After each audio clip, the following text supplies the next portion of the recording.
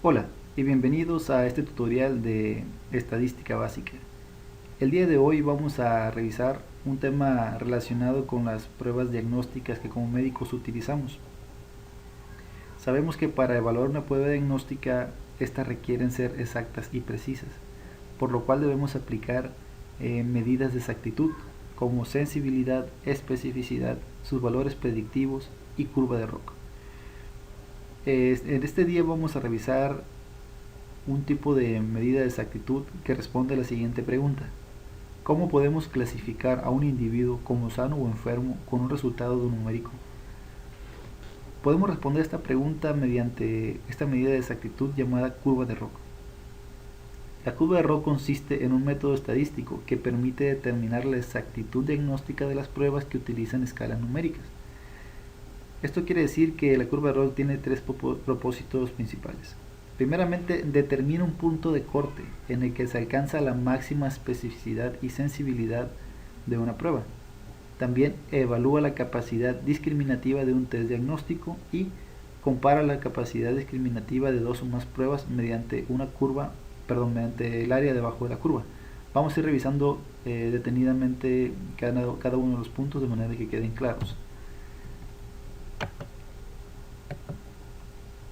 Vamos a poner el ejemplo esta tabla de contingencia en la cual tenemos una comparación entre una prueba ideal o estándar de oro contra otra prueba.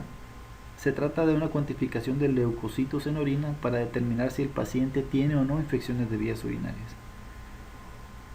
En la parte superior podemos leer que dice estándar ideal, que sería el cultivo, que va a determinar el paciente que tiene la enfermedad y el paciente que no tiene la enfermedad.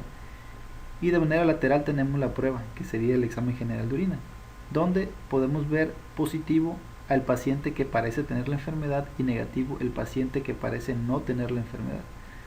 De esta manera se genera esta tabla de contingencia donde podemos encontrar verdaderos positivos, o sea, los pacientes que tienen la enfermedad y que parecen tenerla; falsos positivos, que son aquellos pacientes que no están enfermos pero parecen estarlo;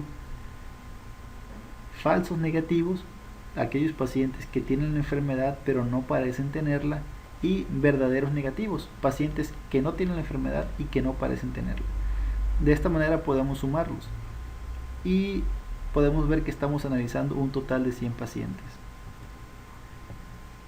Para poder hacer más claro este ejemplo, vamos a suponer que de los 68 pacientes que no tienen la enfermedad de infección de vías urinarias, estos son sus resultados de leucocitos.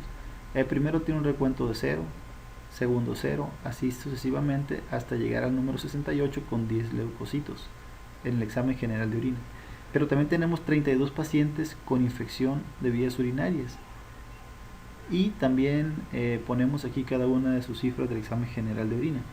El primero tuvo 6 leucocitos y así sucesivamente hasta el paciente número 32 con 30 leucocitos. Entonces tomamos como punto de corte 8 leucocitos por campo para determinar que el paciente tiene infección de vías urinarias y veremos qué es lo que pasa. Si lo analizamos de esta manera, podemos encontrar que los pacientes que no tienen infección de vías urinarias los marcamos con rojo, todos los que tienen menos de 8, porque estamos tomando 8 como punto de corte, pero también nos damos cuenta que tenemos pacientes que tienen arriba de 8 y que están como si no tuvieran la infección. Por lo tanto, inicialmente tendríamos correctamente clasificados a 59 pacientes. ¿Por qué? Porque no tienen la enfermedad y están por debajo de 8 leucocitos por campo. Pero también tenemos a 9 pacientes incorrectamente clasificados. ¿Por qué? Porque superan el punto de corte y deberíamos considerarlos como enfermos o con infección de vías urinarias, pero no lo están. De la misma manera, en la parte de los pacientes que tienen infección de vías urinarias, que son 32, tenemos inicialmente a 8 clasificados incorrectamente, porque su recuento de leucocitos es menor de 8 y están clasificados como pacientes realmente enfermos. Y tenemos el resto de los pacientes clasificados correctamente, considerando este punto de corte de 8. De tal manera que si consideramos las cifras marcadas anteriormente y sacamos la sensibilidad y especificidad, de esta prueba tenemos un 75% de sensibilidad y una especificidad de 82%. Aquí muestro una representación de cómo se genera una curva de ROC en el programa de SPSS, prácticamente con dos variables. La primera sería los leucocitos por campo, una variable en escala, y la segunda enfermo, con presencia de infección de vías urinarias, 1 sí y 2 para no. De esta manera etiquetamos el valor y damos un valor determinado en el SPSS para cada uno de los claves que nosotros pongamos.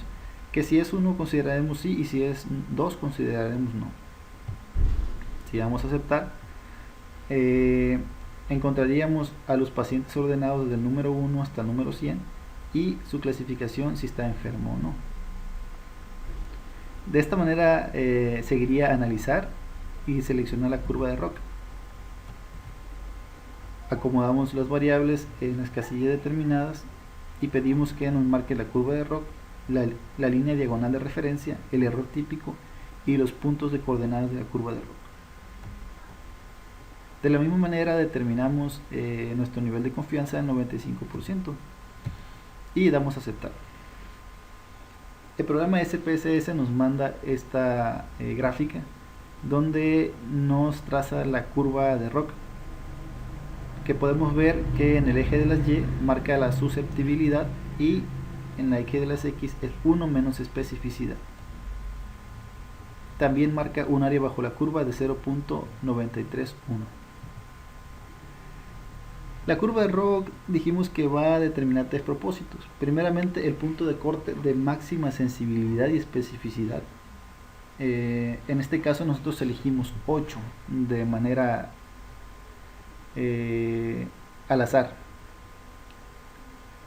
Esta tabla nos está marcando los leucocitos por campo, partiendo desde -1 hasta 31, y su sensibilidad y su 1 menos especificidad.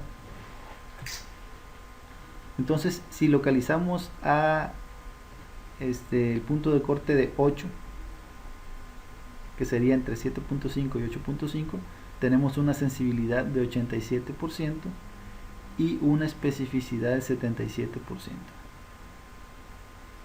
De tal manera que estamos coincidiendo casi al hacer la elección de 8 leucocitos por campo, casi en el punto exacto. Solamente que en esta ocasión el programa nos arroja que el punto más alto de sensibilidad y especificidad de esta prueba lo debemos considerar a partir de 7.5, que como sabemos los leucocitos por campo no van a dividirse en 7.5. Entonces el punto de corte sería entre 7 y 8 para considerarlo con su máximo sensibilidad y especificidad. De esta manera se traza la curva dependiendo su sensibilidad y especificidad, y aquí podemos encontrar el punto de corte de máxima sensibilidad y especificidad o punto de máxima concordancia. Por el momento es todo. Vamos a seguir analizando temas relacionados con la validez de las pruebas diagnósticas.